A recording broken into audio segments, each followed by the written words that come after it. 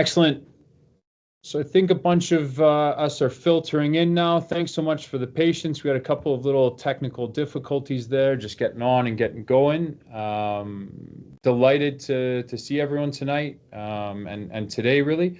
It's great that there's been such a fantastic turnout. Paul, I hope you're still there as you've left my screen. Okay, there we go. No problem. So absolutely delighted. Obviously, to have Paul McGuinness on today to discuss all things player development, some of the best practices that obviously he's picked up through his time at both Leicester City, at Man United, at the FA, and look to try and share some of that wisdom and knowledge with everyone here today and tonight. We're going to leave this open today in terms of a very open question and answer type discussion. We've prepared some kind of guiding questions to get us going with, but Paul's obviously very comfortable with answering everyone's questions. So if you do have questions, you've got a couple of different options. You can obviously put them in the chat, which is always available to you. Or if you want to raise your hand and come off of mute and ask questions, that's totally fine as well, as I think we've got that function and we can ask you to unmute and allow your mic. Initially, we haven't, just to try and keep the bandwidth high and just to keep people or keep us from cutting in and out. But without any further ado, Paul, welcome, and thank you for sharing some of your experience and wisdom today. So it's a pleasure to have you. No problem. That's great. Excellent.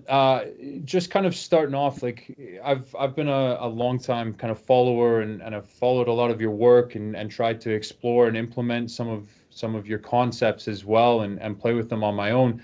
You speak about flow in the game and going against flow, and I noticed that that's a common kind of concept and piece around your Twitter or pardon me, X account. Can you dive into that a little bit and maybe explore that with the coaches that are on tonight? Yeah, sure. I spent a long time at Manchester United as a player, young player, and then coached 20 odd years. And after that, I went to the English FA. So I had one sort of context where it was very clear what we were doing with one set of people for a long time. Then I went to the English FA, which meant I had the chance to see lots of other people. And like soccer can be, people say it's very simple, but it's also very complex. There's a lot of things to it. And you get in England particularly, you get a lot of people behind the scenes in clubs. And everybody's taking their different licenses. So you got the B license, the A license. And when I got to the English FA, I found that a lot of the focus was on team tactics. Now, of course, that's really important. And at that level, it should have been, because the next step for them is a pro team or a men's team or a adults team, a women's team.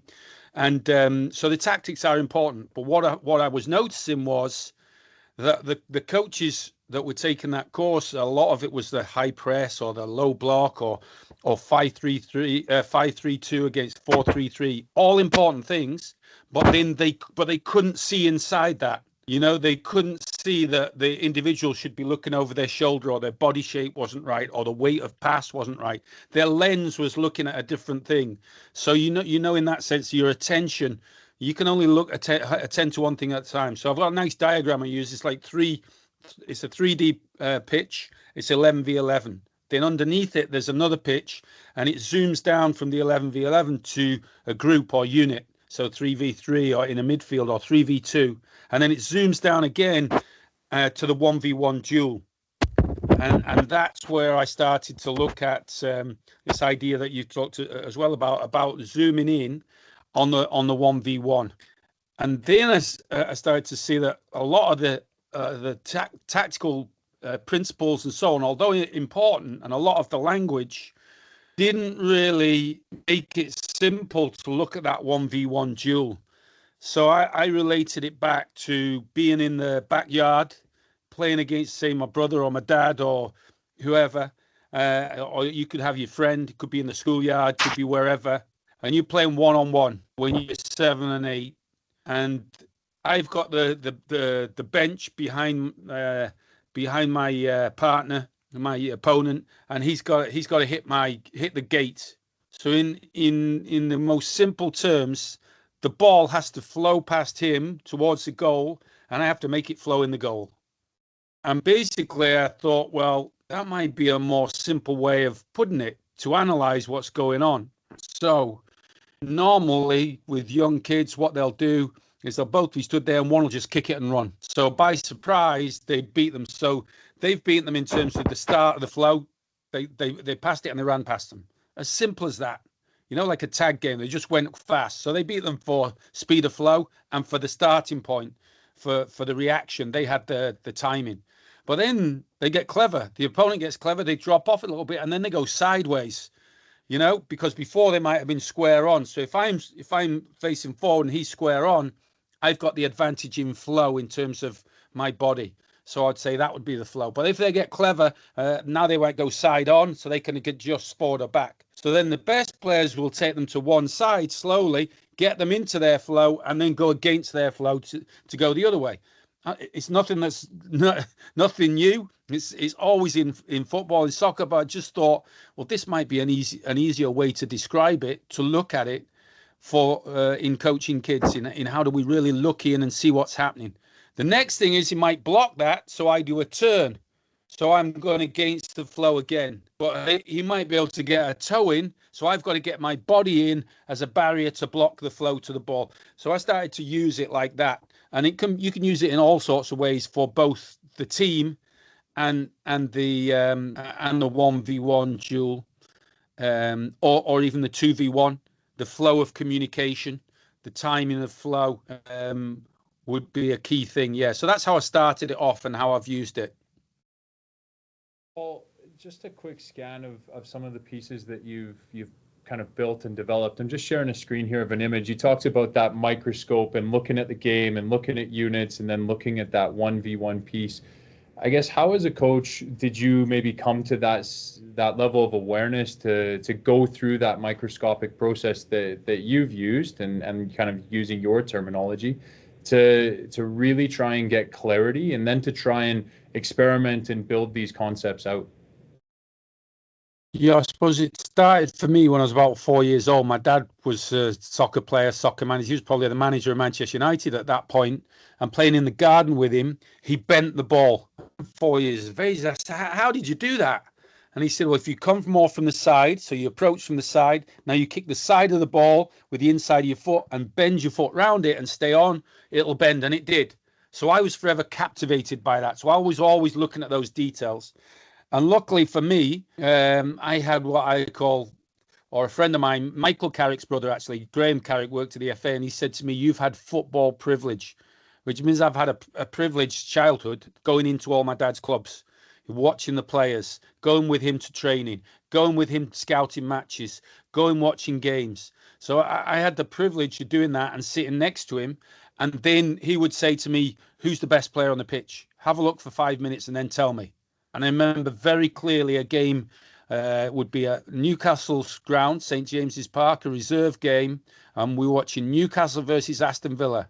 And I said, it's the blonde lad up front for Aston Villa. Now, he turns out to be Gary Shaw, who was only 16, 17. And within 2 years, a year, he was in the first team. So he was making me look for details from a very young age. And I suppose I've used that throughout my sort of time. But then in looking for what the players needed at Manchester United and so on, then you would zoom in on these things. For me, the way I use this sort of tool is to know that the top sort of lens, the idea of under the microscope, you're going to put that top layer on. That top bit is for the team. So now you're looking at 11v11. So you might be looking at 4-3-3 or 4-4-2 against a 4-3-3. And you go, after 5 minutes of the match, you might zoom in down and you go, look at the midfield. You know, we've got a man less. How are we going to cope with that? And then after 5 minutes, the winger keeps getting in behind the fullback and you keep saying, well, what's happening? Oh, he's not got a good body position. He's not checking over his shoulder. So you're zooming in and out. That's a skill as a coach. You need to have that idea of the under the microscope. And when we say under a microscope, and then we change the lens. So you're going to look closer, change the lens, look closer. But also under a microscope, what you do is you look for details and you look for what's the effect. So if that was you're looking under a microscope, and you're looking for, say, some bacteria affecting each other. Well, you're looking at that in the 1v1. How do they affect each other? What do they do? So you're looking at closely. So that's why I think that works as a good analogy. And then you're zooming in with it to get the details. And in effect, what you're trying to say is we want all our staff or all the coaches we've got to be looking through a similar lens. And then what we did then was the bit you've got on here, we started to look. What I did is I was trying to help develop Marcus Rashford. He was a winger, just a winger then, and he'd never played centre forward. So we wanted to see if he could play centre forward and run behind the defence, not just dribble with it. So I looked at the time, top strikers at the time would be obviously Messi, Ronaldo, Zeko, Rooney, Suarez, Aguero, all of those. I looked at them all and I saw all the different runs they made, whether it blindside, whether it be pinning and rolling, whether it be in runs across the front, opening up. So I looked at all those. We looked at the positioning and their body orientation. Were they side on? Were they back to goal? Or were they chest forward? So that was often the signal that where they wanted it. We looked at how often they scanned and so on. And then we looked at their movement. And key to that was quite often they didn't move that much. They moved, they walked into position. And then it was a contrast, the change in speed, the change in body language that then became the signal. So that's a big. Then you start to see the common mistakes that kids make is that they run too much and the passer doesn't know, do they want it now? They jog and run towards the ball. So the defender now, you're never getting away from the defender because the defender is jog, and then they run when the pass comes and they might intercept it. As opposed to pull away, walk away, now come off quick on an angle. So you've created a contrast. So you separate from it, you lose your marker, and you also at the same time signal for the passer. So things like that we started to see. Then deception. So Suarez, for instance, would stand 8 yards offside. So if someone got through in the wing, he's well ahead. Or they didn't know where he was, and suddenly he'd appear onside and then get through. Playing blindside would be really important, out of the player's line. So you could get a lot of kids who just stand in front of their man. All they do is look for the ball, where if they've not got a key idea, and the key idea that's really been ingrained the last year or so for me is we got to get players who outwit their opponent. So to outwit their opponent, this is what I said is all these things are how do they gain advantage in flow. So the timing. So if they move, if the ball's just arriving if they go too soon, then the defender can catch them up. But if they go late, as he gets his head up, the passer, that's the signal he's got time on the ball. They get eye contact. Now they go fast. There's the timing. And then you've got all the techniques. So with all of those, you could say, how do you gain advantage in flow over your opponent? Yeah. And Paul, obviously a massive piece to winning games, to developing players. How do you try to distill maybe some of those cognitive pieces, those situational awarenesses that players need to have in order to develop and progress to the highest levels? What do you do, I guess, to build that into sessions and to really try and stretch players and challenge them to, explore that? When the chest opens up, that's the time to hit the pass, looking for it ahead of them. What is that? It's got to be a step-by-step process. But the first thing you've got to get as like the number one intention is you want to beat your opponent. You want to outwit your opponent. Now, a lot of them are playing games where they stand and watch here, and then they're looking for a pattern they've done with a coach. They're not looking at the opponent because a lot of the time they've done a movement with poles or cones or mannequins. They don't have to outwit their opponent in practice a lot of the time. So the first thing is to get the intention, and this is where the fun comes in the game, because the intention then, to outwit their opponent, and that's the game, isn't it? That's the challenge. That's why you play, to try and outwit them. And of course, then the teamwork comes into it. But yeah, so obviously it's coming in stages. So the first stage is physically. Can they control their body? Can they reorganize their body? So lots of tag games and games where they got to avoid an opponent. Lots of sort of obstacle courses, relay races, things like that. But particularly with an opponent, they have to avoid. So they've got to think about it. They can look for the opponent and what have you. So they need to be, the body needs to be able to be reshaped and so on, and you're always trying to do that rather than straight lines and running in and out of poles. You've got to try and perception, action, coupling. You've got to try and avoid that player, that man. Then the next thing, obviously, you need good ball control. So you need good ball manipulation practices. So they master the ball. They've got that idea, and then you're into now against the opponent with the ball. Now, key things here that people miss out.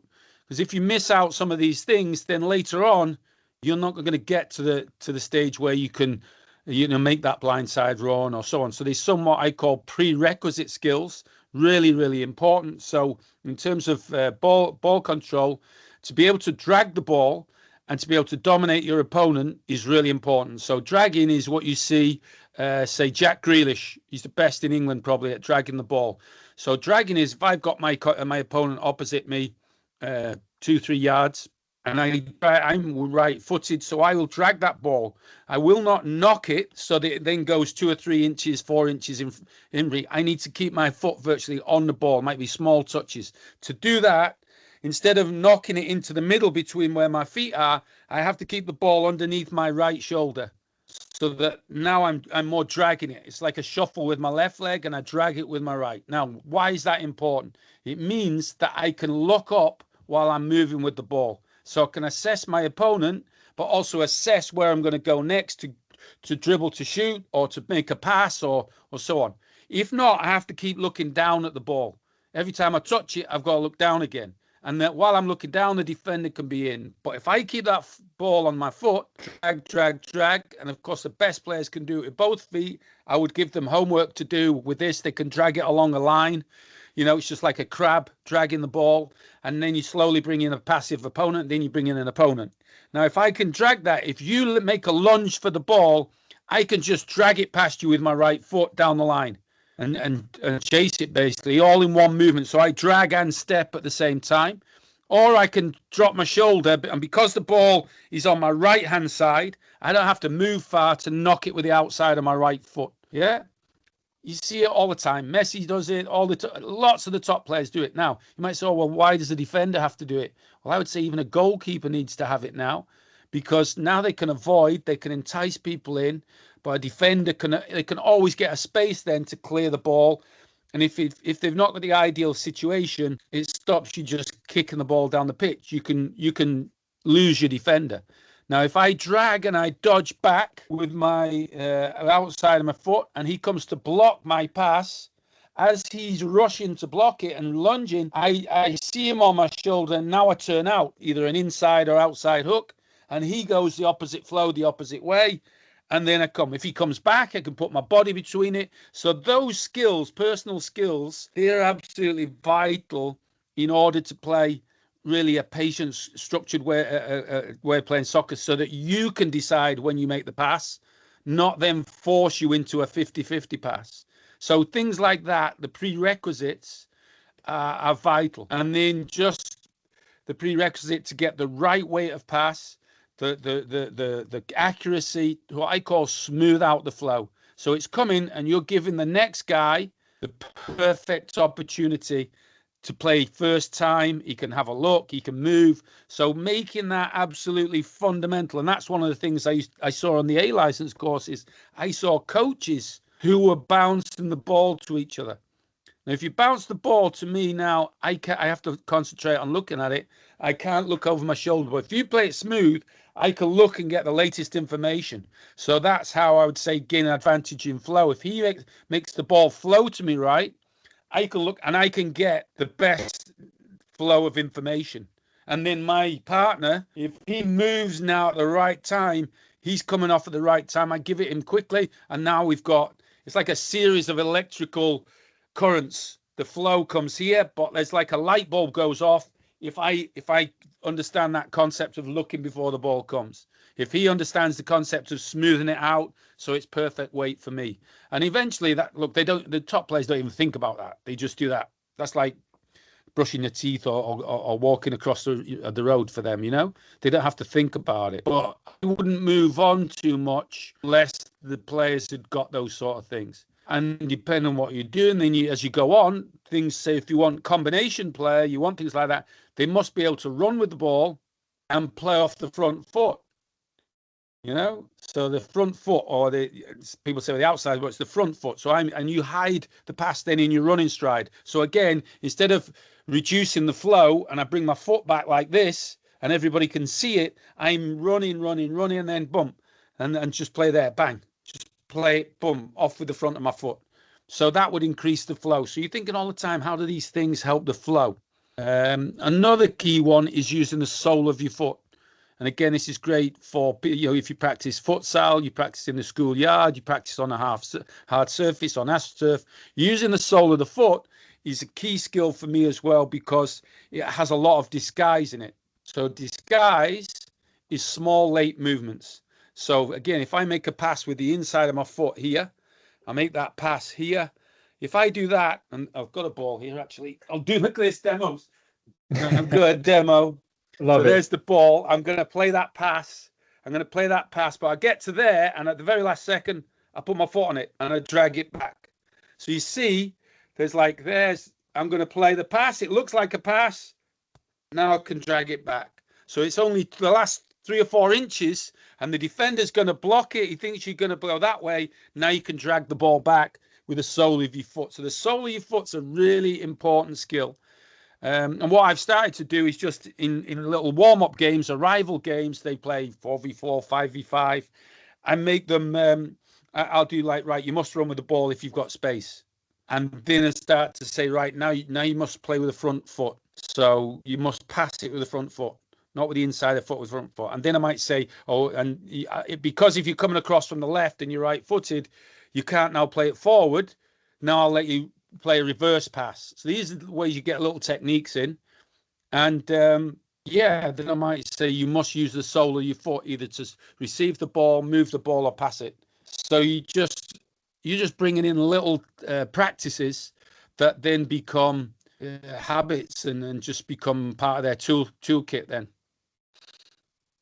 And Paul, I love what you're saying there in terms of developing the finer techniques, in terms of building it up, and in terms of trying to have a staged approach and kind of a step-by-step piece.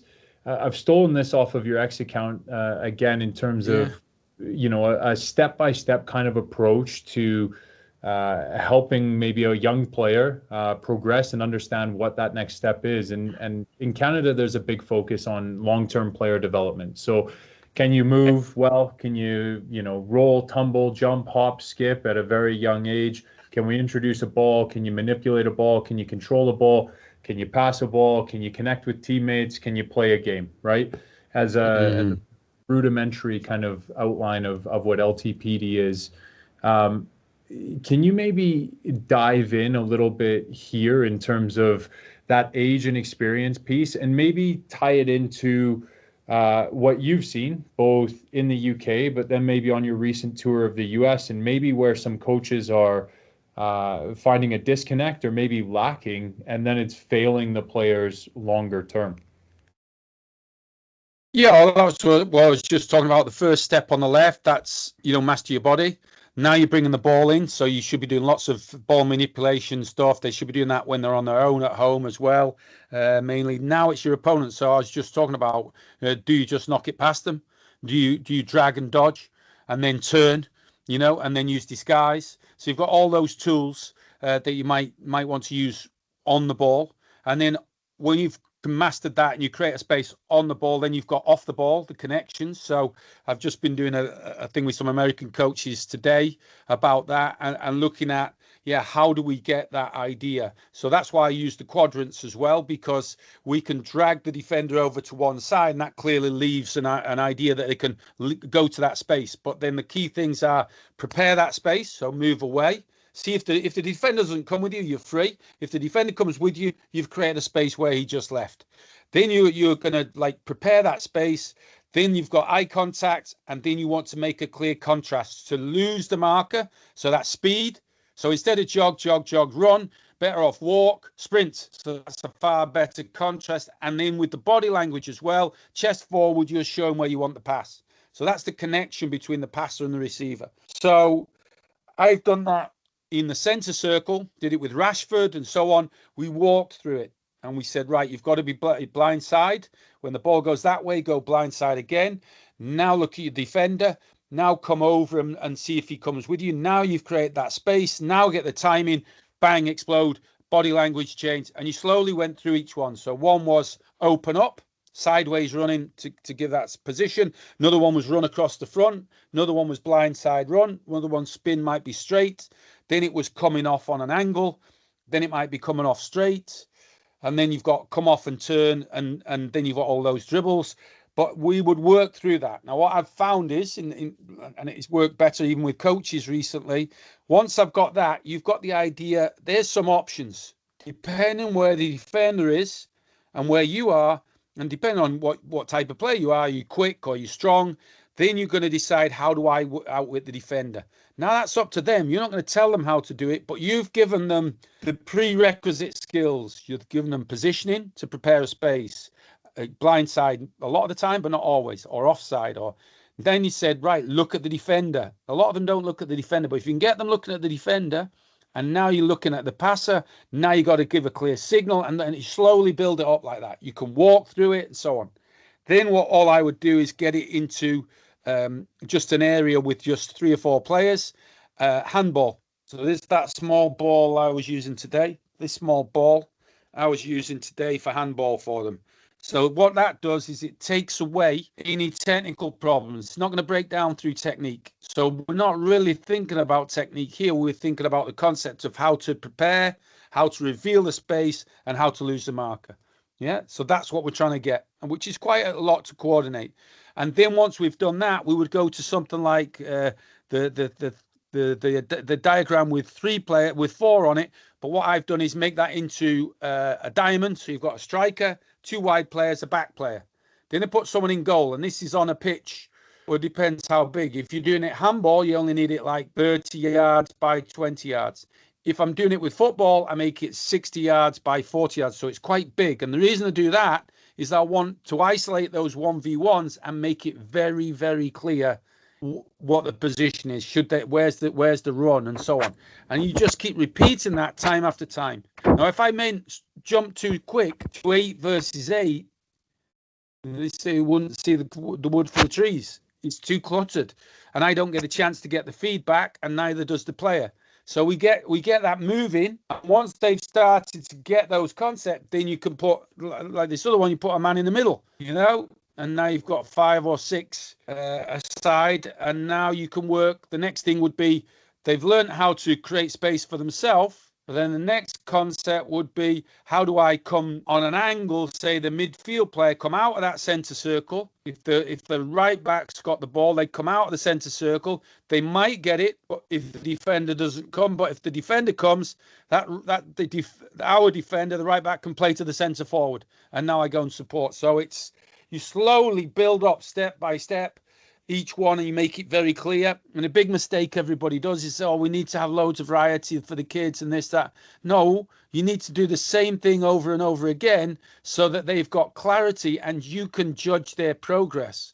Now, if they're getting progress, they're not going to worry about variety. They're going to go, I'm getting good at this. And then the next thing, it goes in the 11-a-side game, and you keep running past the winger keeps running past the fullback. And now what you've actually done is you've given them like a concept for life of preparing the space, looking at the defender, outwitting them, making the contrast. You've given them a lifelong, what they call a threshold concept. Once you go through that threshold, it can be a bit difficult to get through it. But when you get through it, wow, that's for life. You got that now, that enjoyment, that connection. The game goes to a different level. And I'm sat here, and outside my window is a park. Behind my house is a park. There's a bowling green, English bowling green here. There's a menagerie. There's a young kids playground, big kids playground. And I see the kids running around, playing on all that. But then I see the same kid in the next year, and he's learned to ride a bike. Yeah, and he's realized the concept basically is the faster I pedal, the more likely I am to stay on. It's a hard one to grasp, but when you grasp it, that's you. You never forget to ride a bike, do you? You can still do it. Every one of you can ride a bike now. Even at our age, we can do it. Right now, I watched them in that park, and that park has changed completely for them. They are now going up hills, jumping off ramps, speeding down the slope, going around the roundabout.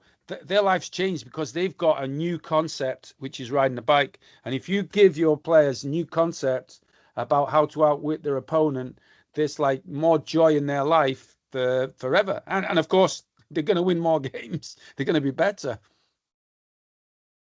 I love what you're saying there, Paul, in terms of trying to distill everything down to an individual focus. Because I see a lot, at least over here, I think we get coaches that are so fascinated by the tactics and what system to play, and they worry about the 11 players or the 9 players or the 7 players or the 5 players all at once, rather than saying, what do you actually need for that 1v1 interaction to be successful, to team success, to actually have some sort of a tactical emphasis at some point.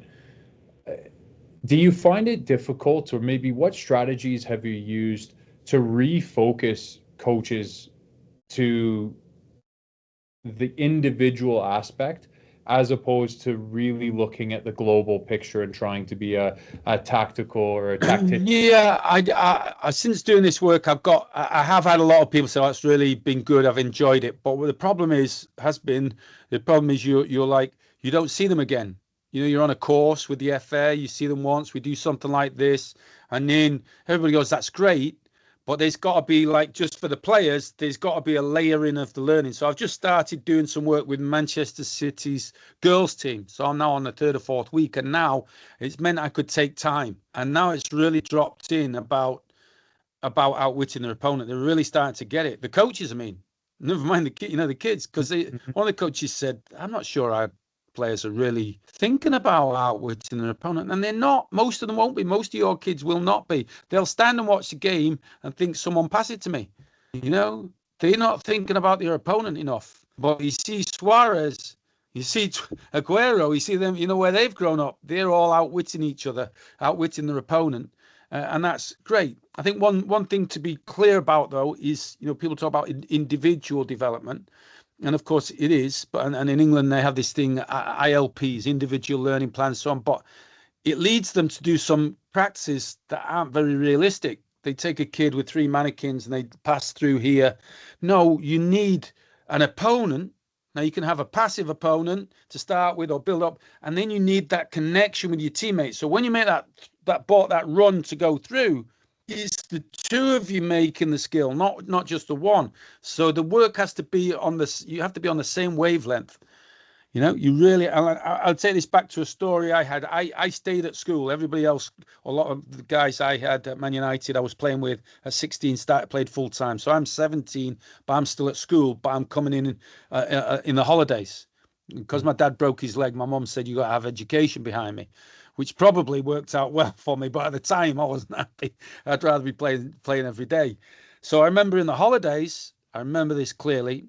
We were playing on this 8v8 something, and I looked. The striker came towards me. A guy called Gary Worthington, works at Man City now. He came towards me. I put my head down, played the ball to his feet, and he'd spun behind. And I was like that, and he's no spin behind. Now, Eric Harrison was the class of 92 coach, was my coach.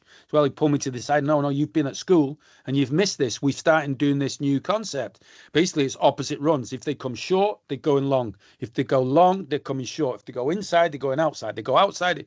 I was like, wow. It worked all the time because we were all on the same wavelength and you knew the signals and the timing.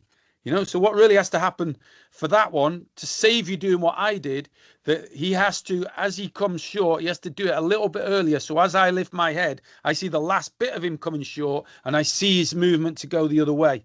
So then bang, I put it in. You know, but that's high level stuff. But it's if you're in a syllabus, you should know, like, that's the next step and that's the next step, you know. And so, Paul, we talk about that outwitting the opponent, being aware of your opponent. On the surface, that seems like a very high level skill. It seems like a skill that you probably look to train and utilize after you've got basic technique, basic body shape, basic movement down. Do you think that that kind of concept can be trained at younger age groups as well, so that players are more aware of their surroundings? Yeah. Well, I've got a good, there's a good quote somewhere from Arsene Wenger. He said, the problem in football is we do it the wrong way around. He said, we go technique, perception, and tactics, but it should be tactics and then into the other things. So that's 8 years old. 8 years old we were, and you'd be the same, I'm sure. But we called it, in England, we called it British Bulldog. One side of the playground, Yep. we all line up, one guy's on.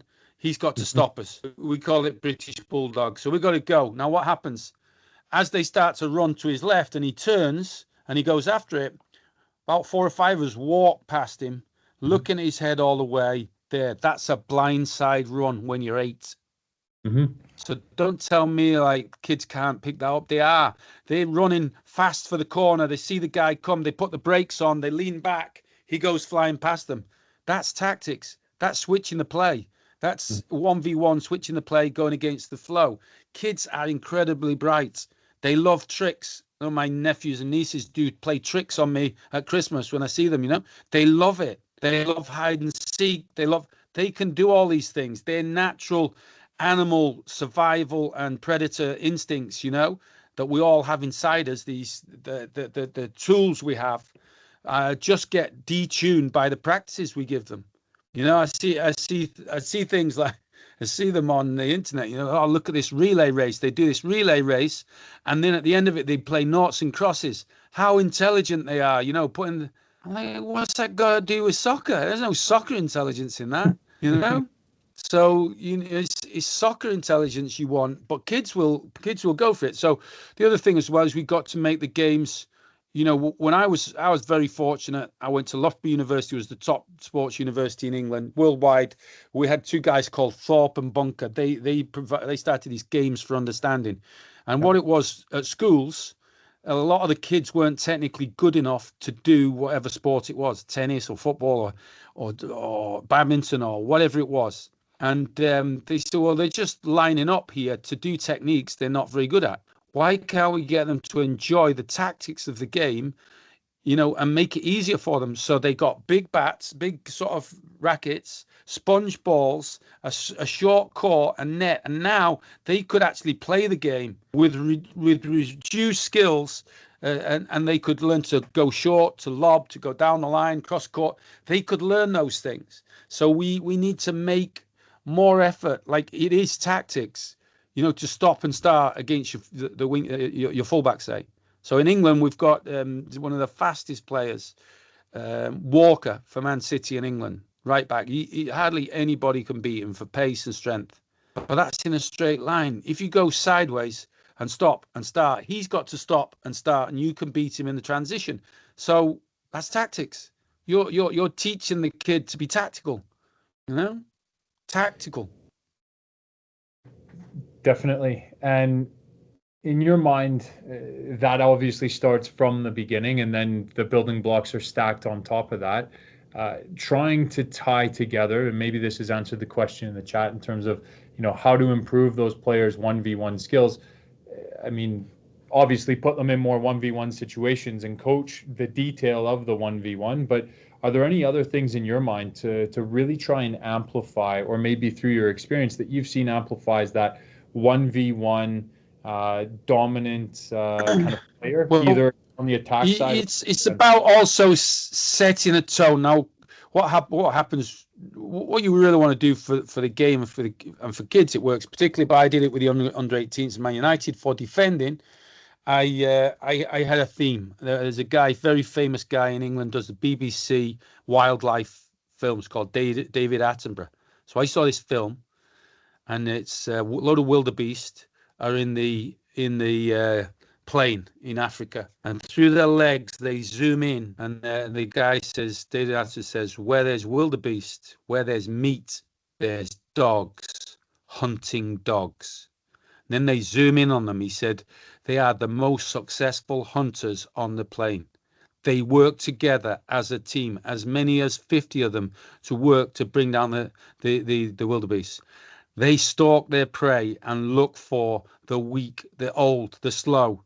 So they stalk them first, and then they hunt together. But 2 or 3 will head them off like 2 strikers, forcing them in one direction. They force them round towards where they go, and then they work together. And then when it comes to the kill, they jump on it all together. One has its round the neck. It's a bit gruesome, to be fair, but I used that clip, and then I zoomed in. It was years ago. We were playing. The first time I used it, we were playing at Arsenal in the semi-final of the Youth Cup, and I used it before that. And then I went to a load of clips of United. I actually used the one with Vieira and Roy Keane in the tunnel, and then you saw all the 1v1s, the tackling, and so on. But I used that as a theme. And then the theme, you could use it easily with the 1v1s, you know? So it's like, or with the whole thing became 3 parts of a story. So the first part is get organized. We get the team organized, and then we're looking at the opposition for weaknesses. We're looking ready to go, and we're stalking them. Now we have the hunt where we go quick, but we force them to one side. It might be the strikers force them in, the midfield players come over quick, the defenders win the ball, and they're in together for the kill. So we have back tackling, doubling up, all these sort of things. So I use that whole thing, and what you get with a story like that is wherever they are in it, they know what's coming next. You know, so you might go, they're in the organization bit, ready, getting, and someone will go jumping off, and the others will go, where are you going? We're not in the hunt yet. You know, we're not ready. So that it would get them all thinking together. And then you go to the individual things. So I use that as well, just things like being a pickpocket. So I don't know, years ago in England, there was the story of Oliver, and they were pickpockets. And they all in England in the 1800s, and they were stealing from the without them seeing them. Somebody cause a distraction, and someone pick a wallet. Somebody would pick a watch or so on. And in that sense, they're coming from behind. So that was then one of the key things to start. If you're doing defending with kids, your best one is you need to get them to think about where's the ball going next, to read what the opponent's doing, where's the ball going next, and the purest way to win the ball. So you can say, you give the condition, you know, we're aiming for interceptions, but we really, you can't win the ball by tackling. So you've got to win it by intercepting or getting your body between and ripping it off them, but not with a slide-in tackle or so on. So that means they've got to look at wherever the ball's going, they've got to look where it might go next. They've got to look where their man is. They've got to cut off the line to where it might be, and then they've got to anticipate. So that goes to positioning. They have to get in the right position. Then they have to get their body orientation right, so they're not square on their sort of one foot in front of the other, or they might be hiding their intentions, so a bit of disguise. And then they're scanning. They're scanning the eyes of the player. They're scanning where it might go. They scan there, and then it's the movement. Bang, they've got to be quick to get across the ground to intercept. And also the positioning comes from behind the eye line of the guy who's receiving it. And then you've got the deception coming behind them. You've got the timing and the technique of getting the body in. So you can use a lot of analogies and stuff to really get in. If you can't win it, then I would say, if you can't get there first and win it, can you spoil as it comes? Bang, you hit him on the ball at the same time, you poke it away. If he gets it under control, can you body in and rip it away? If he gets it under control then and you can't do that, you're jockeying, then you're running sideways, backwards. If he plays and runs, you're staying with the runner. If you can hold him up, so if he's got his back to goal, you hold him up, but you're not too close. So there's a whole load of techniques for that. Because a lot of people get too close, they're pushing the guy, but now they can't see the ball. So they can get done by being rolled. So for me, if you hit them when the ball arrives, you might win it and not give a foul away, but then drop off. So he doesn't know where you are, he can't feel you. And then as he turns to the side, then you're up against him you use your arms, you're getting a toe in. In fact, people always say to me, how can you improve kids? That's the easiest way to improve them, to get the mentality that they are hunting dogs, and they are, whoever they're playing against, they're going to make it difficult for them. You know, and they're going to go intercept, they're going to be alive. It's the easiest way to improve, you know. But I go and watch all academy games here, and nobody is doing it. Nobody. No, I don't see any kids that are making it hard for their opponents or anything really. And do you think that's society moving on? Has the game changed? Is it just Yeah, is it focus I and think everybody just watches everybody else and they think, oh yeah, we'll play out from the back and we'll do this, and you know, it's so easy to win now because everybody's trying to play out from the back. If you're good on defending, it's easy, you know, because they're not really experts at it yet. It's not fair enough. easy, but Fair enough. it's like if you get it going, as well with the players, they love it. I've had 12-year-olds like running across the pitch, howling because they're like hunting dogs and everything. They just, I think things like that. I got another one where you're on the counter attack, and I said, well, we want to be like wild horses running free. So one of them runs, they all start running. They've all got the mane going back, the hair going back. One of them goes, and then they all adapt to each other. One runs off the other. The next one takes the lead. The next one comes galloping and up, and then there's like dust coming behind them as they like trample the opposition into the ground. So you can use those sort of things. So that's my English literature background coming out as well. But it's really enjoyable thing to do with kids. I've a lot of enjoyable time using themes like that. Yeah. And those analogies are powerful because they stick in the mind and they can visualize that. And you combine some of the pieces that you talked earlier around that vicarious learning from Suarez or Rooney or whoever. Yeah. That's a powerful image then for kids to then replicate and experiment with to hopefully then implement in their own games and sessions and such, right? Yeah, well, clearly Suarez took it too far hunting dogs. He's biting people, but it's like it's that idea, have a nip. So you can use that language, have a nibble, have a nip at him, give him a bite, get in, grab him by the throat. You do all that stuff. Yeah, exactly. Just give them their raw steak at the end for their reward, right? Yeah. And we used to play Brazilian teams. And they were the most aggressive, the best use of the body, all of that, as well as really skillful. So what they used to do was if they scored against you, from the kickoff, they hunted you down. They were after you, and someone would get a tackle in, the defender would clear it over the stand, and they'd all jump up and cheer.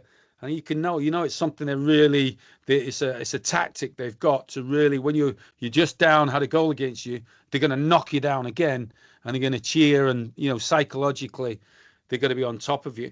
So and I think those sort of the stories when it happens. I had another group that had like 3 or 4 internationals in it, but Tom Cleverley, Drinkwater, about 3 or 4, and they were quite a small group, and we were playing in the Nike Cup, which was held at Old Trafford, the final, but on our training ground. So we're the hosts, and we're a small group, and not only that, our group, because we are September to September birthdays, and they were all January to January, we were all younger. So we're going to be younger in general. And you're playing some of these South American, some of these places, like the kids are like mature early. So we thought with a small group, we're going to struggle. So we went on, we thought we need good preparation. So we went to Germany first and played a tournament there. We made a big mistake in the fact that we scored in the last minute, and we're busy celebrating, and the other team came back and scored after us. So it was a good lesson. But what we did on the bus, then we drove to Holland. But while we were on that thing, I showed them on the bus, we showed them Saving Private Ryan, right? So I remember Saving Private Ryan, they go in through the town. There's only a handful of them, and there's a load of tanks in this town coming through, and they're like overwhelmed, they're like, so they have to be like the smaller group, they're weaker. But they had a sniper who was working for them, so that was like, we need a good goal scorer. Then it was like there was somebody else with a bazooka gun, and then they started to make these what they call sticky bombs, which was they made out these, and they stuck them at dynamite on the tanks and they blew it up. So that started to become, we need sticky bombs in midfield. So that's 2 players are going to go together and be a sticky bomb, like working together as a doubling up. So that was part of our theme. Then we went to Holland, and we had the Rumble in the Jungle. The Muhammad Ali, where he's against George Foreman, who's far bigger, stronger, and he's supposed to kill him. He's the world champion. Mm-hmm. and Ali does the rope-a-dope, and he Mm-hmm. goes on the ropes for 6 rounds, and then he comes out and counterattacks when he's tired. So we had it that we had to be really tight in our defense and then counterattack. And then the last one we used was Eminem 8 Mile, where he came out on the stage and he's trying to do this rap, and he folded. He just lost it. He couldn't carry on. So that was like then he came back and he won the next round or what have you. And that's right. If it doesn't go well in the first round, then you've got to be able to come back, and we put all the posters up on the wall and everything. We used those films, and it absolutely worked. They really got into the themes, and they're just ways you can reinforce it and bring them together. Storytelling like that is really powerful. Yeah. That's the analogy piece is that sticky piece, and I love that. And Paul, just thinking about your experience, obviously working with some of the top youth players in England, coming through and being responsible probably to help guide their development and help make sure they make first team debuts. Do you have any advice maybe for coaches that are working with groups of players that might be very different levels in terms of abilities or interests, and trying to help them develop? I mean, obviously an individual focus will help, but do you have any other kind of tips or tricks there? I suppose the big thing is like coach to the top, don't coach to the bottom ones, coach to the top one. And the others can try and get to his level, but don't like go down to the other level. You've got to be challenging him. So, and then sometimes, people think, oh, what do we do? We've got to challenge this kid. He's the best kid or what have you. So we had Rashford. I had him when he was 16 and he'd just come out of a growth spurt and he was weak. He wasn't that strong. I had him at 17. He was getting stronger. Then at his under 18 year, we started with this work to get him to run behind. Did a lot of work, but I was fortunate. The under 21 coach, he agreed with me to keep him mainly with the under 18s. He could have gone to the under 21s. He could easily have played there, but he wouldn't have learned these things he needed because there was players as strong and as quick as him. So keeping him with us and us doing that work more than they would have done really helped his development. So that's one thing, you've got to really work on that player, give him what he wanted. Now, you might say, oh, well, you were doing it all for Rashford, but they all had to learn the similar stuff. They all did them all good, but we were sort of looking for that, for a lot of things for him, but the defenders had to work against him and everybody else. So they would be key things. And just instilling these sort of habits. The standards are your stamp. So whatever you're doing, it's got to be done to high standard. Don't let them away with bouncing a ball. Don't say, oh, well, they're only 12 or 13. What Jim Ryan would do, this was with Pogba and all these top players, they'd be playing and then he'd get a little bit tired and say the standard would go a bit. He'd go, well, look, it's normal. You're only 17, 18. He said, it's normal for the standard to drop a little bit. And he'd go, well, we're not trying to be normal, are we? We're not trying to be normal. We can't be normal. We try to be the best in England, the best in Europe, the best in the world. So concentrate, get it better. If you've got the assumption that they can always reach high standards, and they can always reach higher standards than you actually think a lot of the time, and then they'll thank you for it because they'll be pushing them and so on. That would be key things, that standard to do it. Same with us. We had Eric Harrison. If we didn't look over our shoulder in a game, he used to sit in the office at the above. He would bang on a window, and if you lost the ball, he'd come down to the front and he'd give it you. And people say, oh, isn't that a bit strong? No, it's direct coaching. You have to know that because it's so important to your life as a footballer to look at that. So if you've got your kids, you're not going to whisper to them not to cross the road as they start to run across the road. Aren't you going to scream at them, stop, look both ways? You've got to make it really important to them because it is. It's the same with finishing. People do terrible finishing practices. They're missing all the time. Go unlucky. There's nothing unlucky about missing it unless it's hit a real bobble. It's just bad play. You hit it over the bar from 4 yards. Well, you need to smother it. You need to hit it into the ground. But that's coaching. You have to give that analogy. No, smother it. You have to be on top like a blanket. It doesn't matter if it bobbles in the corner as long as it goes under the bar, low. So too many people try to hit the ball from a bouncing ball, particularly, and trying to hit it perfect when you watch Harry Kane, he morphs his body to hit it into the ground, nearly always. Yeah. So basics and things like that would be key. Yeah. And so that feedback piece then in terms of one-to-one with that striker, that analogy, smother it like a blanket over a fire, something like that. Do you find that it's challenging to maybe balance that one-to-one feedback with, team performance and team feedback? No, And no, because when you're doing that, like when we did the stuff with Rashford, look, blind side, look at it. We could say to him, you're getting a model in his head, I suppose, in a sense, the key things. So I say to him, well, he came off, and you came off there, and you just laid it off. Why didn't you turn? And he goes, I know, I didn't look over my shoulder. I should have done. And then I would be getting texts. He would say, did you see that moving screen by Aguero? See the way he used his body, and so you're just slowly dripping it in, so that they know. They know. So what you need is that looking over the shoulder. He doesn't really need to tell me, because I know. If I've just got caught with that in possession, I know, because that's good coaching. And the other thing that Eric did, and the key thing, and that's why I said about the 4v4 in a big area, the biggest thing that motivates is progress. Now, there's a good book called The Progress Principle. It's a woman called Teresa Amabile. She did it all in businesses, and she did all the research. The biggest thing that motivates people is progress. So how do you give them motivation every day? You make it clear by doing the job how they're progressing. So a bit like why everybody's on these computer games, because they have a progress bar against your mates, against this. I just got that score, and now you want to get the next score. It's right in front of you. The feedback's right there. So you shouldn't always need the coach. The game itself, it will tell you, if you play that 4v4 in a diamond, you bring the goalkeeper up to make an extra player, there'll always be a pass on. Now, they should know whether they've got behind or not. And then why? And then it may just be a question, well, why didn't you get behind? Oh, I didn't look at where the defender was, or I didn't change speed, or, so you're building up these little things that then become who they are, really. They become like habits, and the top players are not thinking all these things through.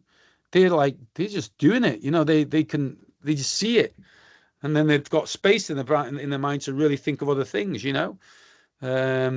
So they're really important things to progress. Well, how do you see that progress? Well, I've made it clear that this practice is all about connecting with the passer and receiver, and you're going to make runs behind if you can, blind side, runs across, or you might come off, but make it a clear run, but make sure you've looked at the defender. Don't alert them too soon, right? You give them all and then write that practice. Now, have they got it? And sort of not quite. Let's do it again next week. Yeah, every Tuesday for 6-8 weeks, we're going to do this. Right, and you should start to see it then, Then you might have it videoed. You've got VO now or whatever, and then you start to just go through the video with them, and then you ask them, oh, give me some, just film it on your phone, off the TV. Can you show me where Messi's done the same move? Or now show me, get some clips from our game at the weekend. Show me when you did it, or you could have done it. Paul, I'm tying together a lot of pieces that some other people that I've worked with and coached with have kind of given me and exposed me to as well, like that vicarious learning piece around, what does Messi do, or go find me a YouTube clip, or watch a game on Saturday and tell me if you see this, film it on your phone, all of these little pieces around learning from the top level and trying to implement. Do you feel like that is a piece that, because the question in the chat is, in Canada, we probably see players 2 to 3 times a week. You send them away with a bit of homework, but if they do it, they do it. If they don't, they don't. Would you maybe approach things differently in terms of giving the players more or less detail, only seeing them 2 or 3 times a week? Or would you give them more homework, little assignments like that, in terms of, go find me a YouTube clip of Suarez doing that, or, Gerrard doing this? How would you approach that? I would do that, depending on what the standard is, obviously. Have they got a chance to be a player? But if they really got a chance to be a player, Sonia, I'll be doing all that with them. I'm doing that with people now, sending them clips on WhatsApp for all these runs and stuff like that. They have to be obsessed with it. It's like it's a 7-day obsession. I couldn't imagine having a day off when I was a kid. I didn't have a day off if I was if I was then doing stuff on my own. So they got to. You don't think you see all those? You see that warm up he does, Maradona, with all the ball in the air and all the stuff he does. Think he had a day off? I don't think he had a day off. No, definitely not. Definitely not. Whether he's juggling gum or balls or socks Yeah. there's no days off, no time off, I don't think. Yeah. And so are there any like tips or tricks that maybe you have to help coaches maybe inspire that obsession, that love, that hunger to be better, to really try and push players on or help them develop their new level as a player? Well, the way I did is I used to join in. I used to play with them because I could play, so I would beat them at some games or challenges. I would challenge them. I would set up games and challenges, a little squash game, hit the crossbar game, hit a spot on the wall game, so on. Now, they're all important because when you're on your own, you've got to practice. But when you practice on your own, you need targets. You need to try and challenge yourself. So the club near us very, very good at ball striking. Before training, they get a lot of ball striking. So they've got boards around the pitch. So I said to the kid, well, where are you aiming for? And he went, the boards. I said, yeah, I know the boards. Whereabouts? He went, the middle. I said, no, it's not exact enough. Let's hit the crack between the two boards and we'll have a game. And I went 1-0. I beat you there. Now, if I'm now playing for myself, I might go, okay, 1st to 10, left foot versus right foot. But I'm giving my left foot 4 start, and let's see which one can win.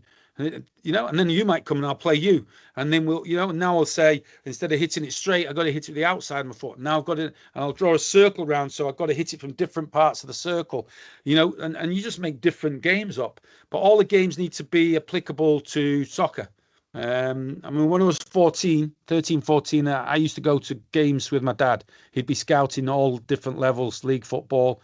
And I was at a game at Stockport County, and I was very fortunate because I met a lot of famous football people. So I didn't know who this guy was, but they're all talking and with my dad. And then this guy turned to me, and I found out later he was the World Cup manager in 1958 for Northern Ireland. He was like a world star. He was like the De Bruyne of the Manchester City team of the time in the 40s, 50s. A guy called Peter Doherty, an Irish guy. And he said to me, I'll never forget what he said. He said, do you want to be a player, son? And I went, oh, yeah, I really want to be a player. And he said, well, I'll give you one piece of advice. Never kick a ball aimlessly. Now, you think that'd be obvious, wouldn't you?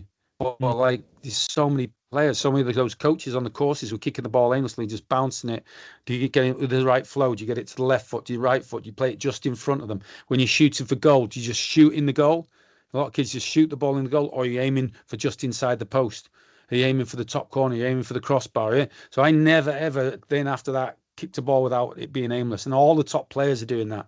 They've always got an aim. Bergkamp's talking about an aim behind what he does. And the same with our coaching. Have we got an aim behind what we're doing? So there's a whole gamut of teaching them how to practice on their own. I had a record of something like 8,000 times keeping the ball up, things like that. Then we had a French guy come over and taught us to keep the ball up without spin. Now, to keep the ball up without spin, where normally you keep it down low and you curl your foot and it spins, now you've got to get your foot high and you've got to get it really flat. So you've got to use all the muscles to keep it tense, to point your toe, keep it flat so it doesn't spin. And it's waist high and it's hard on your hips, your joints there. And what it does, it helps you with volleying and kicking the ball well. So you keep it up, then high, and then keep it up high, and then over your head, and keep it up. And only the ones with good technique can do it. Now, if they can't do it first, you can let them have a bounce. So they keep it up without any spin, it bounces. Now they do it again. Now I love football, so I never got bored with anything like that, So, but I could always change it to something else. So that you've got to almost teach them how to practice on their own and make them realize like 2-3 days training won't be enough. That won't be enough. No chance. Yeah, definitely not to progress or make it to the top level. Nothing around that is gonna cut it there. Paul, I know that this has gone on now close in an hour, and we're unbelievably grateful for your time. Any kind of parting last pieces of advice maybe for coaches working with players, this has been a wide-ranging conversation from, concepts like perception action coupling, constraints-based coaching, some ecological dynamics pieces, vicarious learning. It's been a smorgasbord, if you will, of a lot of different pieces. I guess in your mind, if you were to go back 10, 15, even 20 years, what's maybe the biggest piece of reflection or influence for you in terms of how you approach sessions, how you approach working with players, how you approach even speaking to players, and what was that, and maybe that will impart something on these coaches on the call tonight. I think the biggest thing is not to, people professionalize it too soon, over professionalize things, and you've got to remember it's a game to enjoy. So I call it the spirit of football. And that incorporates so many things, a lot of things we've talked about here. So it might be the spirit of football is for me is getting it right, getting playing that pass exactly right. So it's that real pride in doing that. Or it might be the trick to outwit your opponent on the ball, dragging and dodging, or it might be to run behind, or it's the connection with the passer and receiver. You get a really good connection with someone, or it's that idea of the team, with the hunting dogs and you're all working together or overcoming a setback. So it's the whole thing wrapped up, so we can't forget that how powerful that feeling is. And we should never have them come into practice and it's a bit, it's a bit obvious. I want them to come and it's always that idea that I've got to outwit my opponent. What can I do that's different, that's special? How can I work well with whoever I've got? And one of the phrases I've got is like doing it when nobody thinks you can. So like I grew up with the clips of Pele in the 1970 World Cup where they played the ball through. He's going through the middle and the keeper's coming out and he steps over the ball.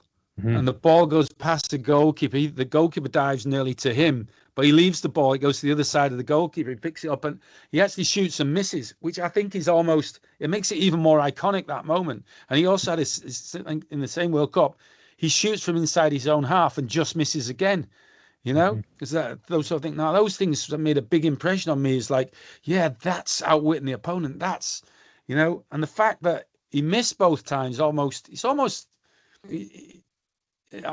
makes it better because, look, you're going to miss when you do these things. It's not always going to come off.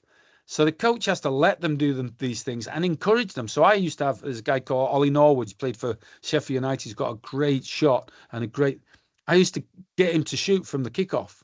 And I don't know if he scored one, but he was close. I scored one when I was a kid. It was fantastic. My dad, encouraged me to do it. So yeah, looking for those different things and to remember it's the spirit of football, that's enjoyment, but it's really enjoyable when you progress in outwitting your opponent. That's my latest sort of big thing, I think, to really emphasize. How do you get them to outwit their opponent? That's the thing. Love that. I'm going to end things there, Paul, and I'm sure we'll be in touch very shortly on some follow-up pieces. But just want to acknowledge, your generosity to give a little bit of your experience tonight to everyone. I'm sure there's plenty of programs on telly and probably something else better to be doing tonight, including reading some of those books on your shelf. But would love to do this again and dive deeper as well. So just on behalf of everyone on the call tonight, just thank you. Thank you for sharing. Thank you for being open to questions. Thank you for giving us a little bit to hopefully leave people 1 or 2% better tonight. Yeah, well, that's why I call spirit football. That's the connection you get through people. And the way it's the last few years I've been doing this consultancy work, it means you're meeting people all over the world, which is fantastic.